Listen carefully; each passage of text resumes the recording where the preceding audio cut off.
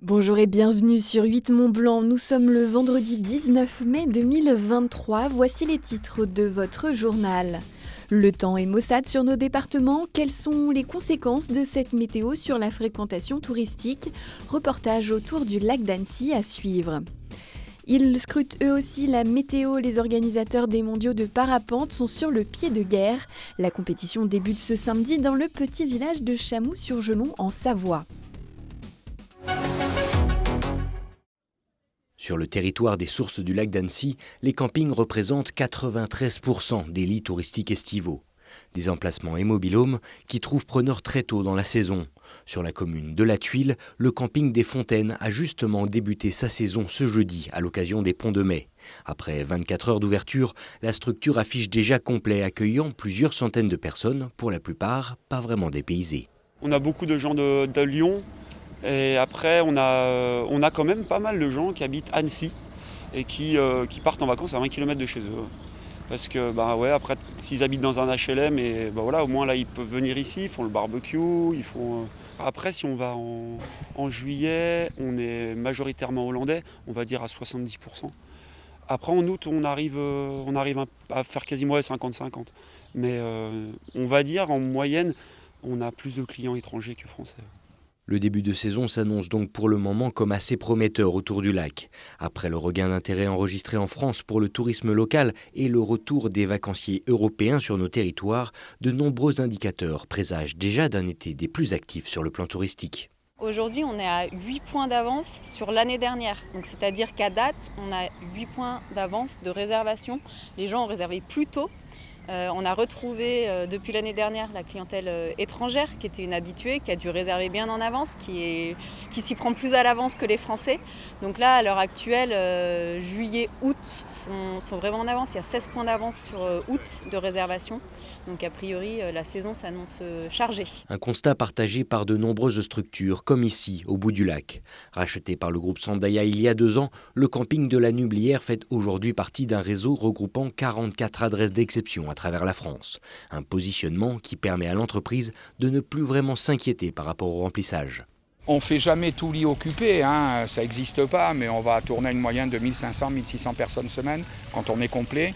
Et il faut savoir aussi qu'on a, la France bénéficie aujourd'hui, et pas uniquement que le groupe Sandaya, du décalage des vacances de nos amis belges, qui d'habitude étaient calqués sur nous. Ils se décalent, donc bilan, on va se retrouver avec la première semaine de juin après les ponts de la Pentecôte, pleine.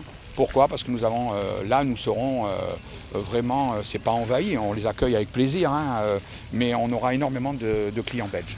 Une conjecture qui devrait permettre aux sources du lac d'Annecy de franchir la barre symbolique des 750 000 nuitées touristiques enregistrées sur le territoire cette année. Ce vendredi matin, sur les bords du lac d'Annecy, pas de pluie, mais un ciel couvert et des températures fraîches. Des conditions qui ne découragent pas pour autant les touristes venus en masse en ce début de week-end de l'Ascension.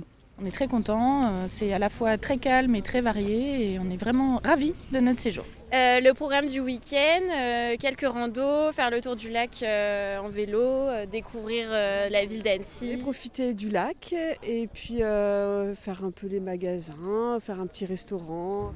Et pour certains, le temps maussade fait même marcher les affaires. Ce matin, il y avait foule devant le guichet de la compagnie de bateaux. Pour nous, c'est très bien. Enfin, la météo, il fait pas très chaud, donc les gens peuvent pas aller se baigner. Donc, ils sont tous sur nos bateaux. La veille, 1000 passagers ont embarqué à bord des navires et cette fréquentation devrait se maintenir tout le week-end. On n'a pas le temps peut-être de se déplacer, de faire tout le tour du lac. Donc c'est vrai que le bateau, c'est une bonne solution pour découvrir un petit peu le lac et les alentours. Au cœur de la vieille ville, cet afflux de touristes fait également le bonheur des commerçants, comme ce vendeur de bijoux de fantaisie qui enregistre un chiffre d'affaires 20 à 30 fois supérieur à la normale. Les gens sont venus énormément de loin en plus, de toute la région de la France. Et il y a beaucoup d'étrangers également. Donc voilà, ça c'est positif. Welcome to Annecy quand même. Sorry. Ça s'annonce pas trop mal aujourd'hui déjà. Voilà, en espérant que le temps reste comme ça, qu'il pleut pas. Et comme ça tout le monde est content. Gingembre ? Oui, un petit pièce de gingembre. Oui. Comme ça pour monsieur, ça joue ? Manger en terrasse, faire le tour du lac en bateau ou même flâner dans l'herbe. Ce week-end, chacun profite d'Annecy à sa manière. Sans oublier, avant de partir, de prendre une photo souvenir pour immortaliser son séjour. Il faudra patienter pour accéder au Cormet de Roseland. Le col savoyard particulièrement apprécié par les cyclistes restera fermé jusqu'à début juillet au moins. Les équipes chargées de son déneigement ont en effet constaté un effondrement de la chaussée côté Beaufortin. Le phénomène a vraisemblablement été provoqué par les intempéries et la neige. La circulation est donc totalement fermée jusqu'au 7 juillet 18h. Le col de Méraillet, situé en contrebas, reste quant à lui ouvert, mais la redescente est obligatoire par Beaufort. Côté Tarentaise, le Cormet de Roseland reste accessible, mais une fois là-haut, la redescente est obligatoire par le même itinéraire. Par ailleurs, mercredi, le col de la Croix de Fer et le col de la Madeleine ont rouvert à la circulation. Quelques jours après la manifestation nationaliste non déclarée à Annecy, les réactions s'enchaînent.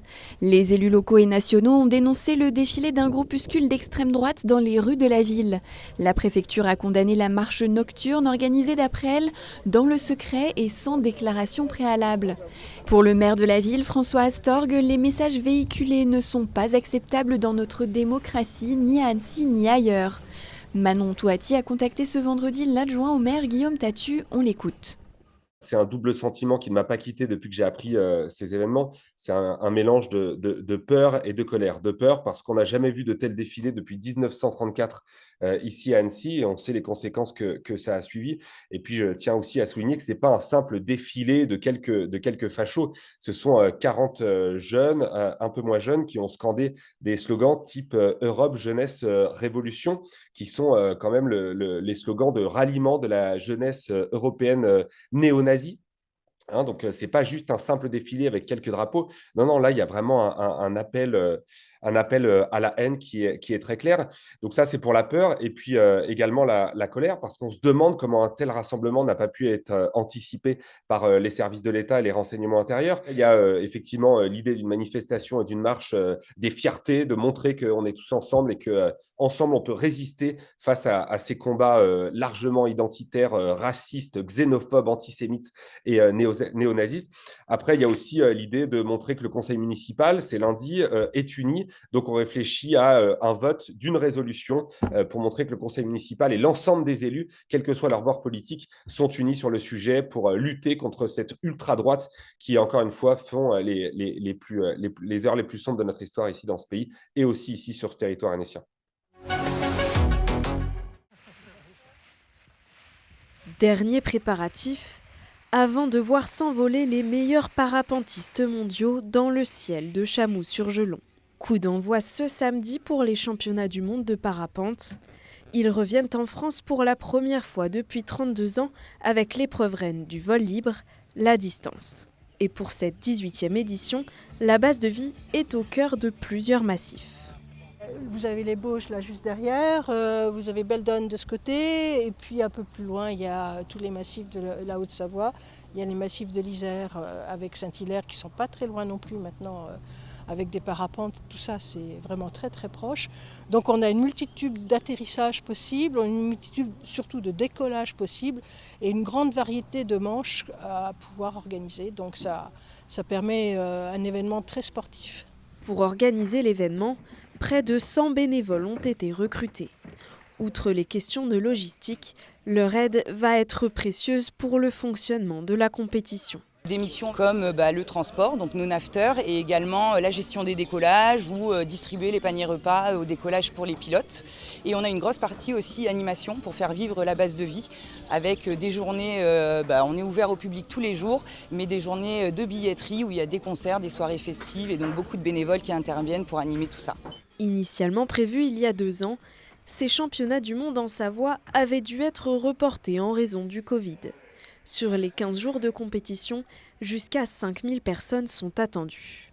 On a eu justement les pré-mondiaux l'année dernière pour nous préparer au mieux à cet événement. Le premier objectif de cet événement, bien sûr, c'est d'organiser une compétition sportive de haut niveau pour les pilotes. Mais après, l'autre objectif, c'est de dynamiser justement la pratique du parapente sur le territoire, mais aussi au niveau national. Reste à savoir si la météo, capricieuse ces derniers temps, sera de la partie. La compétition s'achèvera le 2 juin. C'est la fin de cette édition, merci de l'avoir suivi. Dans un instant, vous retrouvez la météo et votre émission en tête-à-tête. Lucas Ruche a rencontré Alexandre Jousse, joueur professionnel de Corps des Alpes et chef d'orchestre de la fanfare du 27e BCA. Au nom de toute l'équipe, je vous souhaite un excellent week-end. À très bientôt sur 8 Mont Blanc.